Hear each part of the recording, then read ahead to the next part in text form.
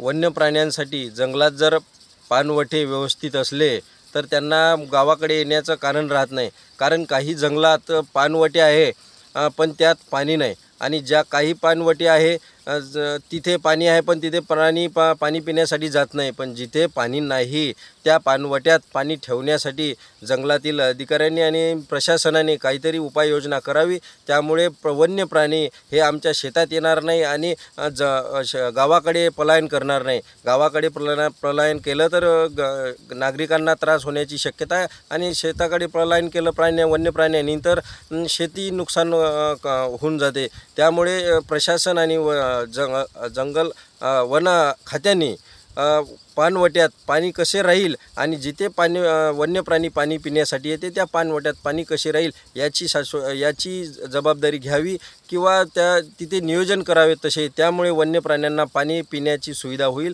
आणि वन्य प्राणी गावाकडे पलायन करणार नाही आणि शेतात येऊन शेतीचं नुकसान करणार नाही। मी एक शेतकरी म्हणून अशी विनंती प्रशासनाला आणि वन खात्याला करत आहे। मानव निर्मित समस्येमुळे वन्यजीवांचा व शेतकरी व नागरी वस्तीमध्ये राहणाऱ्या नागरिकांचा मोठा संघर्ष वाढलेला आहे। जी पाणवठे आज वन विभागाच्या माध्यमातून लावल्या गेलेली आहे त्यामध्ये पाण्याअभावी वन्यजीवांना आपली तहान भागवण्यासाठी त्यांना भटकंती करावी लागत आहे। ज्या ठिकाणी पाणवठे आहेत तिथे वन्यजीव पाण्यासाठी येत नाही, आणि जिथे पाण्याची गरज आहे अशा जागी हे पाणवठे नसल्या कारणाने वन्यजीवाची मोठी परवड झालेली आहे। वन विभागाच्या या पाणवठ्यांची योजना केवळ कागदोपत्रीच आहे, यामध्ये प्रचंड अनियमितता आहे। वन विभागाच्या वरिष्ठ स्तरावर असलेल्या अधिकाऱ्यांना व वनमंत्र्यांकडे मी मागणी करतो की होत असलेली या वन्यजीवांची परवड थांबवण्यासाठी पाण्याच्या दुर्भिक्ष ठिकाणी हे पाणवठे लावण्यात यावं। आज उन्हाचा प्रचंड तडाखा वाढलेला आहे।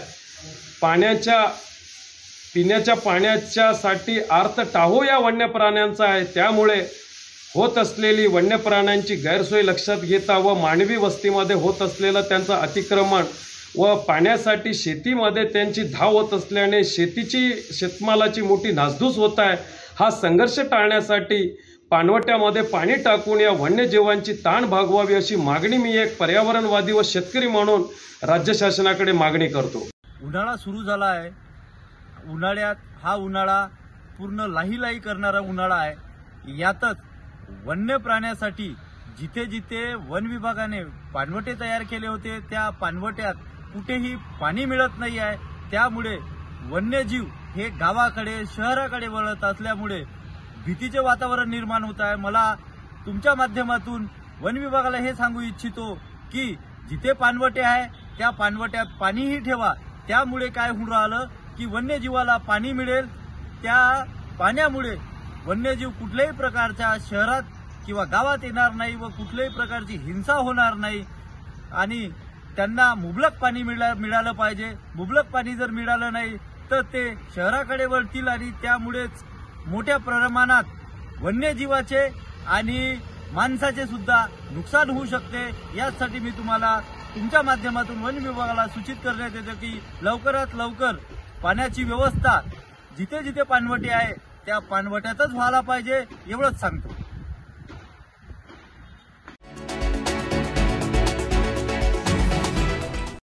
नांदेडकरांना काय आव्हान? पाणी टंचाईचा सध्या दिसून येत आहे। कुठेतरी तिथं बऱ्याच वेळेस लाईट जाते आणि लाईट गेल्यामुळं पुन्हा जे रोटेशन यायला वेळ लागते त्याच्यामुळं वेळ लागत आहे। तसंच टाक्या भरायला सुद्धा वेळ लागते। पाण्याची पातळी कमी झाल्यामुळं मोटरवर लोड येऊन टाक्या भरण्याला वेळ लागतो आणि त्याच्यामुळे मग डिस्ट्रीब्युशनला पण त्यानुसार वेळ वाढत जातो, आणि एकदा सायकल बिघडली की ते सायकल पुन्हा रिस्टोर व्हायला कमीत कमी 7 ते 8 दिवस लागतात। पण दरम्यानच्या काळात लाईट गेली तर पुन्हा हे होते। महापालिकेने MSCBला कळवले की लाईटसाठी हे करावं, आणि नागरिकांचं पण या उन्हाळ्याच्या काळात पाण्याचा वापर खूप वाढतो आणि नदीतलं पाण्याची लेवल कमी झाल्यामुळं त्याचा मोटारवर लोड येऊन ते टाक्या भरण्यास सुद्धा वेळ लागतो। तरी नागरिकांना या दृष्टिकोनातून आव्हान आहे की त्यांनी जेव्हा पाणी येते तेव्हा पाणी साठवून ठेवायची तयारी करावी आणि तसंच पाणी जपून वापरावं।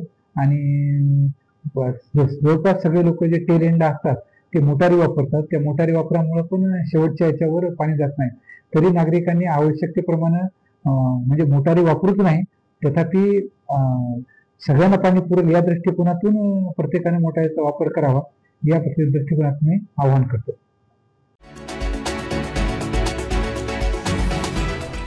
भक्ते कृपा वर्षिणीं लोकेश्वरीं भवदुःखपीडितानाम् आश्वासयन्तीं सदा देवी श्री अम्बिकां सुभक्तवरदां वन्दे कुलस्वामिनीम्।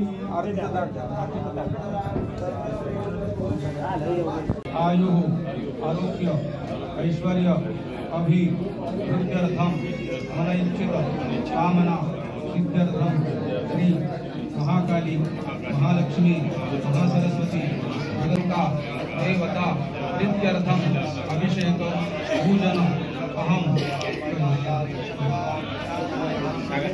आदौ निर्विघ्नदासिद्ध्यर्थं महागणपतिं हरिः ओम गणानां गणपतिं हवामहे प्रियानां प्रियपतिं हवामहे सुधीनां दितिपतिं हवामहे वसो मम आहमजानि गर्भदमात्मजासि गर्भदम्ब ध्याये नित्यमपूर्ववीं जलसां अन्तर्वदानन्दितां देवीं देवगणैवाचरणां आनन्दरत्नाकरां लीलानिवैर्विराजपुरां सच्चन्द्रहासादने भक्तानन्ददायिनीं प्रमदितां नित्योत्सवां वेदिकां जयन्ती मङ्गलाकाली भद्रकाली कपालिनी करुणाविस्तारी वारी वारी जन्म करुणा देवारी वारी पडलो आवतारं कडनिवारी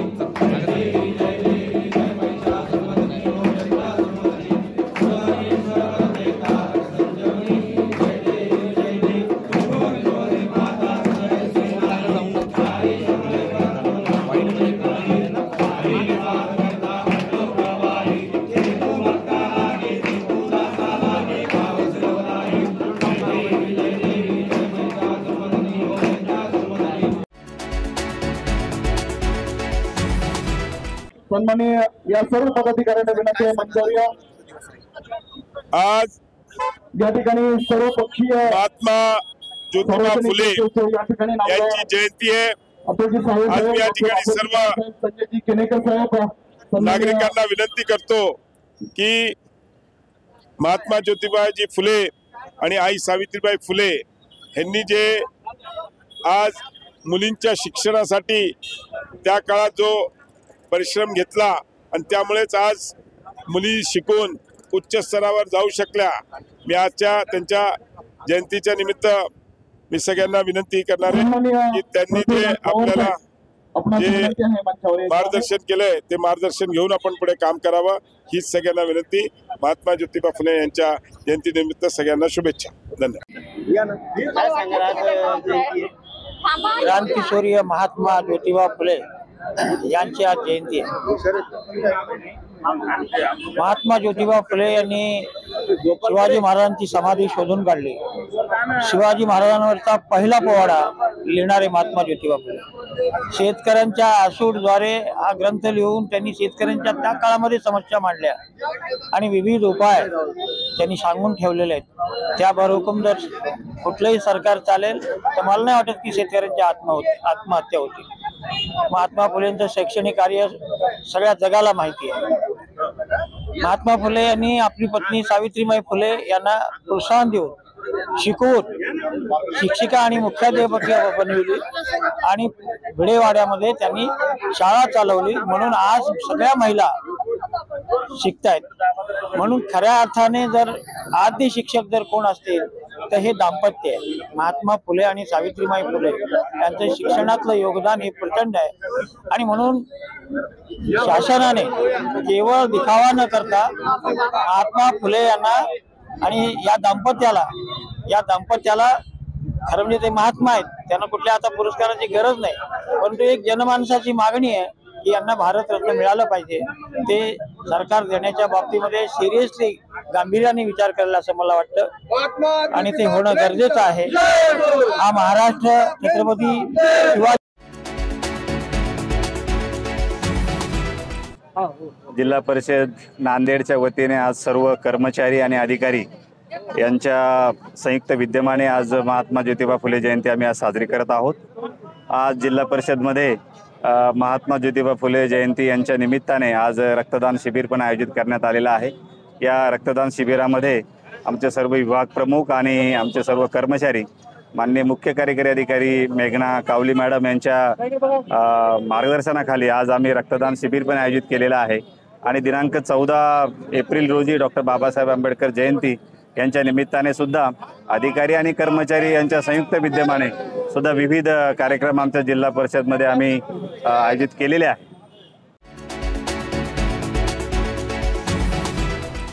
नाही, मी त्यांचं सर्व वक्तव्य 3 ते 4 वेळा नीट ऐकलं। मुळात उदयनराजेंना महात्मा फुलेंचं महत्त्व कळलं आणि ते इथं वाड्यावर नतमस्तक व्हायला आले असं वाटलं होतं, कौतुक वाटलं होतं। परंतु आजच्या 11 एप्रिलच्या दिवशी महात्मा फुले जयंतीच्या दिवशी इथं येऊन महात्मा फुलेंचं महत्त्व कमी करायचं आणि त्यांच्या जे पूर्वज आहे त्यांचं महत्त्व वाढवायचं। आदरणीय छत्रपती शिवाजी महाराज संभाजी महाराजांना सर्व महाराष्ट्र मानतो। शिवाजी महाराजांचा प्रथम पोवाडा महात्मा फुलेंनीच लिहिला। पण मला आता सध्या जे चाललंय म्हणजे कोल्हापूरचे जे संभाजी भोसले आहेत महाराज, त्यांनी आता वाघ्या कुत्रा कसा आला हा आता एक नवीन केलाय, त्याच्यावर हरकत घेतलेली आहे।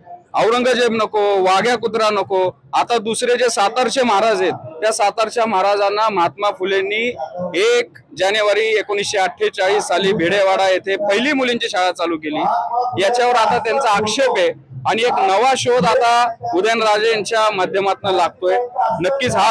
आणि याच्यासाठी मला असं वाटतंय सगळे इतिहास तज्ञ आतापर्यंतचे संशोधक फेल ठरलेले आहेत आणि उदयनराजेंनी हा जो गौप्यस्फोट केलाय हा महाराष्ट्राचा जे सामाजिक आणि जो शैक्षणिक क्रांतीचा इतिहास आहे त्याच्यामध्ये हा खूप मोठा एक धक्का देणार आहे। तर उदयन महाराजांना माझं विचारणं असेल की महाराजांनी प्रतापसिंह महाराजांनी जी शाळा चालू केली होती मुलींची, त्या मुली कोणत्या होत्या, त्यानंतर त्यांचं काय झालं, ती शाळा परत ती चालू का नाही राहिली, मग त्यानंतरच्या वंशजांनी आणि तुम्ही सुद्धा त्यांचा जो एवढा मोठा शैक्षणिक वारसा होता तो का पुढे नेला नाही। आणि आता मला असं वाटतंय उदयनराजे इथं आले आणि आजच्याच दिवशी महात्मा फुले समग्र वाङ्मयाचं इथं प्रकाशन झालं तर ते समग्र वाङ्मय उदयनराजेंनी घेऊन जावं अथवा मी त्यांना ते समग्र वाङ्मय पोस्टाने पाठवेल, थोडंसं त्यांनी वाचावं आणि त्याच्यामध्ये मग तुमच्या म्हणण्यानुसार काही चुका झाल्या असतील तर मग तुम्ही ती पत्रकार परिषद घेऊन हा इतिहास उजागर करावा, त्याला संदर्भ द्यावेत। मग जे कोण संशोधक होते 150 वर्षापासूनचा जो इतिहास सर्वश्रुत आहे, सर्व त्याच्यामध्ये संदर्भ आहेत, संशोधक आहेत, भांडारकर प्राच्यविद्या असेल, अनेक लेखकांनी लिहिलेलं आहे। यांच्या नजरेस हे प्रतापसिंह महाराजांनी चालू केलेली मुलींची पहिली शाळा कशी नाही आली हा माझा सवाल आहे।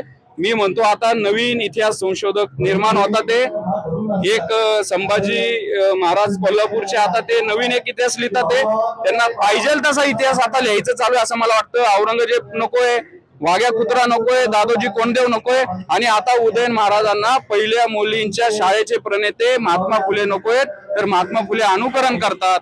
म्हणजे महाराष्ट्रामध्ये आता सध्या चाललंय काय, इतिहास नव्याने लिहायचा, साजेसा लिहायचा असा छत्रपतींच्या वंशजांचा हा प्रयत्न अत्यंत दुर्दैवी आहे। इतिहास येऊन बोलणं मागे हेतू काय असू शकतो नाही, हेतू मला तोच हेतूबद्दल शंका येते। आतापर्यंत उदयन महाराज इथं आलेले कधी दिसले नाहीत, ते आले, आम्ही सर्व फुले प्रेमी आणि पुरोगामी विचारवंत आम्ही स्वागत केलं, आम्हाला चांगलं वाटलं। आज शिवाजी महाराजांचा पोवाडा लिहिणारे महात्मा फुलेच्या स्मारकाला नमन करण्यासाठी आज महाराजांचे वंशज आलेत, पण त्यानंतरच त्यांनी त्यांचं ते दुसरं रूप दाखवलं आणि पहिली मुलींची शाळा ती महात्मा फुलेंनी सुरू न करता प्रतापसिंह महाराजांनी केली, तर अक्षरशः हे धक्कादायक होतं। आणि आता महाराष्ट्राच्या इतिहास संशोधकांना एक नवीन काम उदयन महाराजांनी दिलंय, मी त्यांना शुभेच्छा देतो। हा सगळा इतिहास आपण उजागर करावा, तुमच्याकडे काही पुरावे असतील ते आणावे आणि नंतर परत तुम्हाला जसा पाहिजे तसा इतिहास लिहावा, त्यांना आमच्या शुभेच्छा आहेत।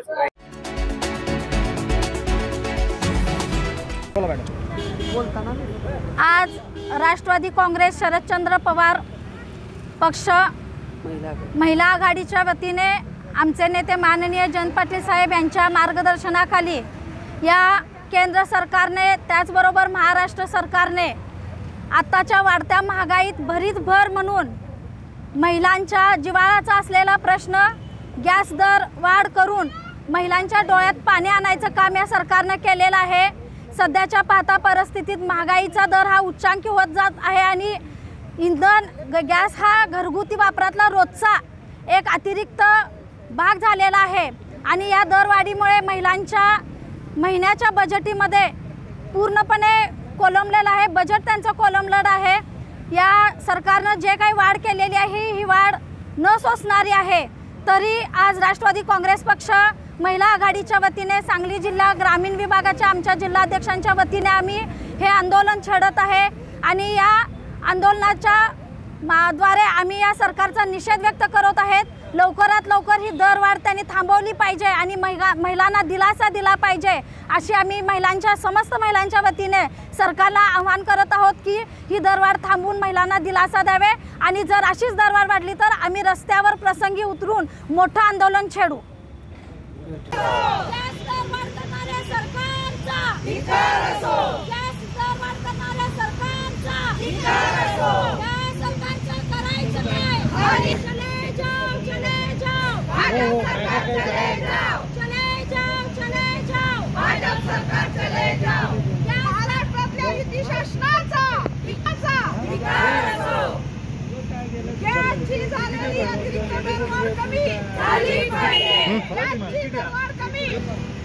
ज्योतिताई हल्ला बोल हल्ला बोल।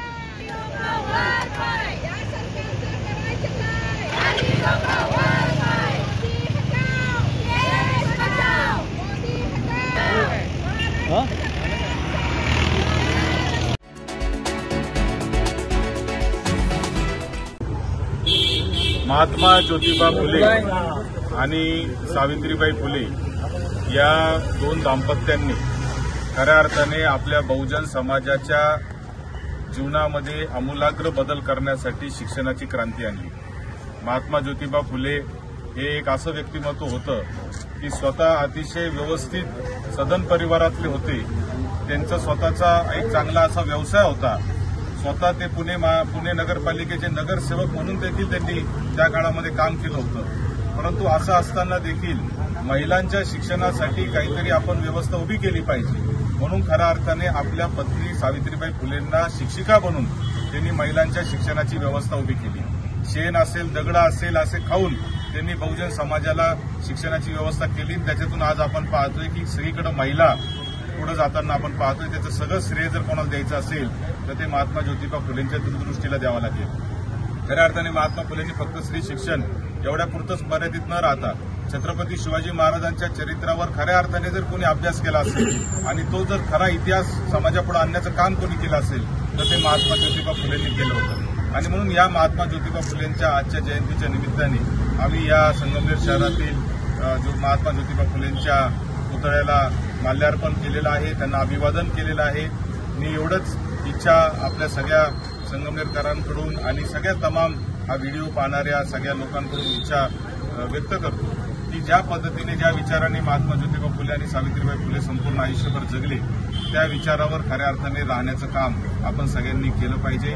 हा जो पुतळा आहे हा सुद्धा त्यावेळेस नगराध्यक्ष असताना माझे वडील डॉक्टर सुधीर तांबे ज्यावेळेस नगराध्यक्ष होते त्यावेळेस हा पुतळ्याचं इथं आपण स्मारक महात्मा ज्योतिबा फुलेंचं केलं होतं। आता लवकरच या स्मारकामध्ये अत्यंत चांगल्या पद्धतीचा दर्जेदार अजून एक चांगला पुतळा सावित्रीबाई फुले आणि महात्मा फुले दोघांच्याही जोडीचा एक चांगला पुतळा या ठिकाणी करणार आहे आणि अतिशय सुंदर भावी पिढ्यांना प्रेरणा ठरेल अशा पद्धतीचं एक स्मारक या ठिकाणी आपण लवकरच करणार आहे। महात्मा फुले हे पुरोगामी विचारामधलं अत्यंत महत्त्वाचं नाव देशामध्ये आहे। देशामध्ये बहुजन समाजाचा विचार करून ज्यांनी आपली कृती केली आणि विचार मांडले, प्रत्यक्ष ग्रंथरूपाने मांडले, त्यामध्ये महात्मा फुले यांचं नाव हे अजरामर झालेलं आहे। पुढील कालखंडसुद्धा आपण पाहतो आहोत तर जो लोकशाही आपली आहे, आपली राज्यघटना आहे, ती कशी असावी, तिचे सूत्र काय, तिचे मूलभूत तत्व काय, असा जर विचार केला तर ही राज्यघटनासुद्धा महात्मा फुले त्याचप्रमाणे शाहू महाराज, डॉक्टर बाबासाहेब आंबेडकर, आपले सर्व संत, समाजसुधारक यांनी जे विचार सांगितले त्याचा अर्थ आहे असं म्हणलं तर वावगं ठरत नाही. आणि म्हणून देश जर सामर्थ्यवान बनवायचा असेल, एकत्र पद्धतीनं पुढे जायचं असेल, भेदभाव टाळायचा असेल, जाती धर्माचे वाद कमी करायचे असेल तर महात्मा फुले यांचा विचार हा मानवतावादी विचार होता, तोच आपल्याला पुढे नेऊ शकतो. आणि म्हणून त्यांच्या त्या जयंतीच्या निमित्तानं आम्ही त्यांना अभिवादन करतो आहोत.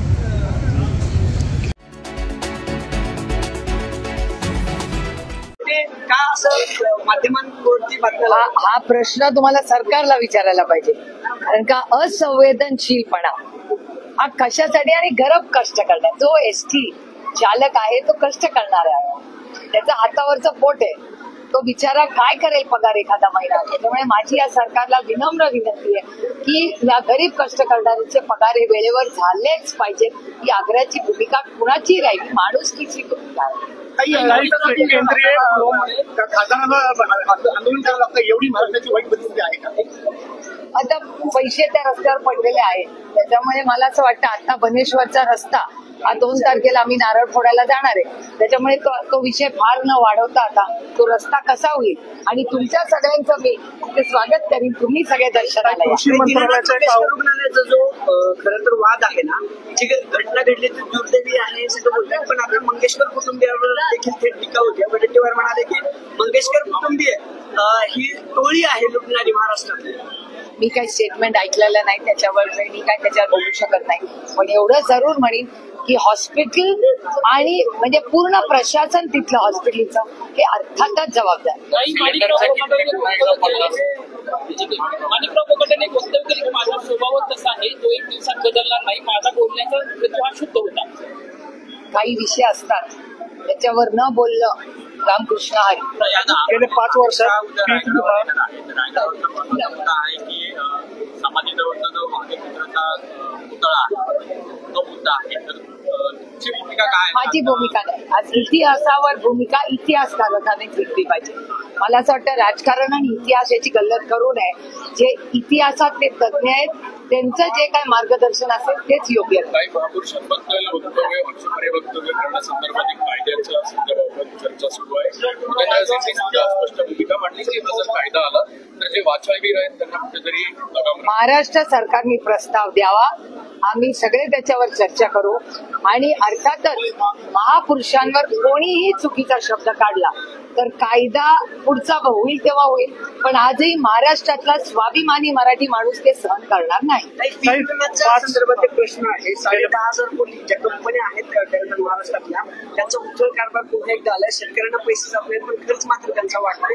सरकार याकडेही लक्ष त्याला धरून काही की गेल्या 5 वर्षात 50 कोटींचा नफा हा विमा कंपनींचा झालाय ना. आता केंद्रीय अहवालामध्ये पण तसं नमूद करण्यात आलेलं आहे. हे बघा, महाराष्ट्राच्या पीक विम्याबद्दल काय काय झालं हे माझ्यापेक्षा हा प्रश्न तुम्ही सुरेश धसांना विचारा, संदीप क्षीरसागरांना विचारा. हा प्रश्न तुम्ही बजरंग अप्पा सोनवणेंना विचारा. त्यांनी तुमच्या चॅनलला सगळी माहिती दिलेली आहे. आणि याबद्दल शिवराज सिंग चव्हाणांनी माझ्याच प्रश्नावर शब्द दिलाय की याची मी इन्क्वायरी लावणार आहोत. आणि माझा शिवराज सिंग चव्हाणांवर पूर्ण विश्वास आहे की ते इन्क्वायरी लावतो. वाल्मिक न्यायालयामध्ये असं म्हणतात की पूर्णपणे निर्दोष आहे तर तो आधी संविधानाने त्यांना तो अधिकार दिला. खरं सगळ्या दुनियेलाच माहिती. महाराष्ट्रात अनेक ठिकाणी प्रचंड अस्वस्थता आहे, महागाई, बेरोजगारी आणि भ्रष्टाचार हा वाढत चाललाय. आणि मला एकच प्रश्न कळत नाही की, आणि हे केंद्र सरकारला मी पत्र लिहिणार आहे की ग्लोबली ऑइलच्या प्राइसेस कमी झालेल्या, क्रूड ऑइलची प्राइस कमी झाली आहे. मग जर क्रूड ऑइल ग्लोबली जर स्वस्त झालंय तर मग पेट्रोल, डिझेल, गॅस या सगळ्या गोष्टी भारताला जो कंझ्युमर आहे त्याला का नाही कमी दर्जा दिलाय. आणि मी याचं पत्र सरकारला लिहिणार आहे केंद्र सरकार. काही मगाशी हाच प्रश्न जेव्हा अजितदादांना विचारला होता तेव्हा ते म्हणले होते की डोनाल्ड ट्रम्प यांनी जे सगळे टॅरिफ आणि हे सगळं वाढवले त्याच्यामुळे हा सगळा प्रकार झालेला आहे. पण तरी अमित शहानी या सगळ्याबद्दल असं देखील म्हणलेलं की वाढवू नका त्याचे दर. एक तर म्हणजे ते मी स्टेटमेंट ऐकलेलं नाही, पण मला जे उत्तर फ्लोअर ऑफ द हाऊस वर दिलेलं आहे त्याच्यात तुमच्या चॅनलवर सगळ्यांना मध्ये की क्रूडची प्राइसेस, पेट्रोल डिझेलची जी प्राइस असते ती क्रूड डिसाईड करते. आणि क्रूड ऑइलच्या प्राइसेस ग्लोबली पडलेल्या आहेत. त्याच्यामुळे जर त्या कमी झालेल्या आहेत त्याचा बेनिफिट सरकारने हा सामान्य मायबाप जनतेला जी महागाईनी आज त्रस्त आहे त्यांना दिली पाहिजे अशी आमच्या आग्रहाची भूमिका आहे। आणि सिलेंडरचा 50 रुपये वाढवण्याचं काहीच कारण नाही। मी केंद्र सरकारला पत्र लिहिणार आहे आणि मी त्या मंत्र्यांना पत्र लिहिणार आहे की बाबा ही 60 रुपये बॅरेल झाला आहे तर तुम्ही डिझेल आणि पेट्रोलचे भाव कमी करा एक, आणि दुसरं गॅस सिलेंडरचा भाव कृपा करून वाढवू नका कारण आधीच लोक महागाईने इंधनाचे दर नाही, क्रूड ऑइल इंधन नाही, क्रूड ऑइलचे ग्लोबल प्राइसेस क्रॅश झालेली 60 रुपये आहे, $60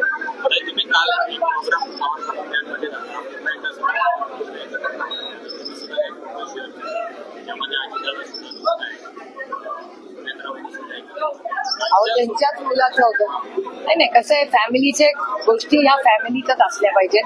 मला असं वाटतं राजकारण आणि फॅमिली गल्लत कोणीच करू।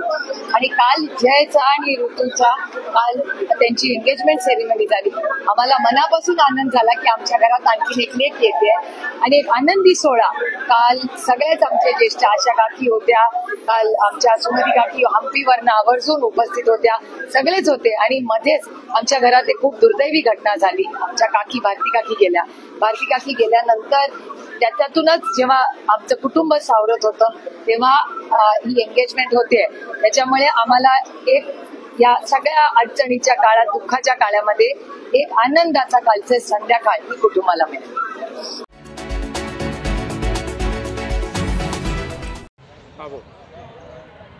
आज क्रांतीसूर्य महात्मा ज्योतिबा फुले यांचा जयंती दिन आहे।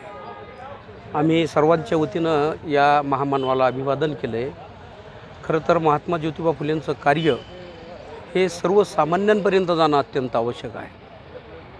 आज आपल्या या देशामध्ये शिक्षणाच्या संदर्भामध्ये जे आपल्याला जे महिला शिकलेल्या दिसतात, वेगवेगळ्या पदावर मोठमोठ्या अधिकारी पदावर आहेत महिला। आज या महानगरपालिकेमधल्याच 4 भगिनी आमच्या उपायुक्त म्हणून इथं काम करत आहेत। याचं श्रेय कोणाला आहे?